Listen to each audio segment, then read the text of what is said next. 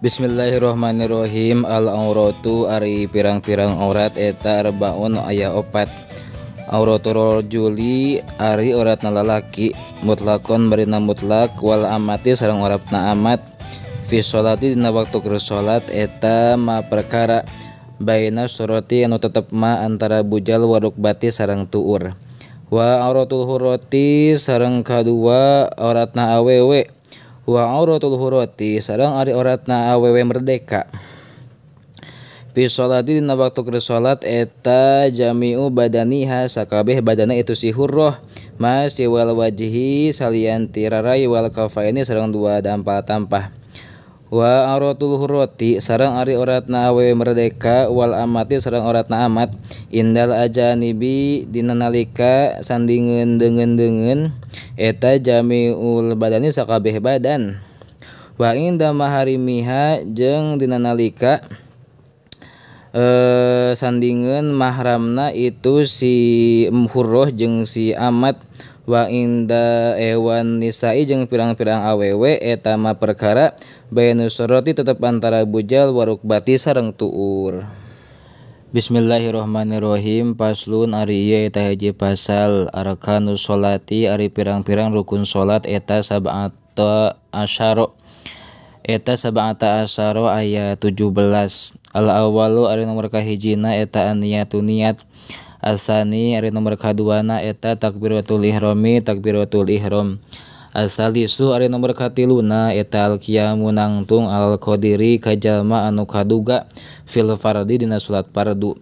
Ar-rabi'u ari nomor kaopatna eta qiraatul fatihati maca Fatihah. Al-khamisu ari nomor kalimana eta ar-ruku'u ruku. As-sadisu ari nomor kagendepna eta atumaninatu tumanina fihi dina itu ruku. As-sabi'u ari nomor katujuhna eta al-i'tidalu i'tidal. As-saminu ari nomor kadalapana eta atumaninatu tumanina fihi dina itu i'tidal. At-tasi'u ari nomor kasalapana eta as-sujudu sujud marrataini kalawan dua balikan. Al-asyiru ari nomor kasapuluhna eta atumaninatu tumaninah fihi dina itu sujud. Al-hadi asyara ari nomor kasabelasna eta al-julusu diuk baina sajdataini antara dua sujudan. Asani asyara ari nomor ka-12na eta atumaninatu tumaninah fihi dina itu julus baina sajdatain. As-salisa asyara ari nomor ka-13na eta at-tasyahudul akhiri tasyahud akhir. Ar-rabi'a asyara ari nomor ka-14na eta al-qu'udu diuk fihi dina itu tasyahud akhir. Al-khamisa asyara ari nomor ka-15na eta as-sholatu maca sholawat ala nabiyyi ka Kanjeng Nabi Muhammad sallallahu alaihi wasallam fihi dina itu tasyahud akhir. As-sadisa asyara ari nomor ka-16na eta assalamu maca salam. As-sabi'a asyara ari nomor ka-17na at-tartibu eta tartib. Paslun ari ieu eta hiji pasal an-niyatu ari niat eta salasu darajatin aya 3 tingkatan. Aya 3 pirang-pirang tingkatan. Ingkanat lamun wae bukti naon as-sholatu sholatna fardhon eta sholat fardu.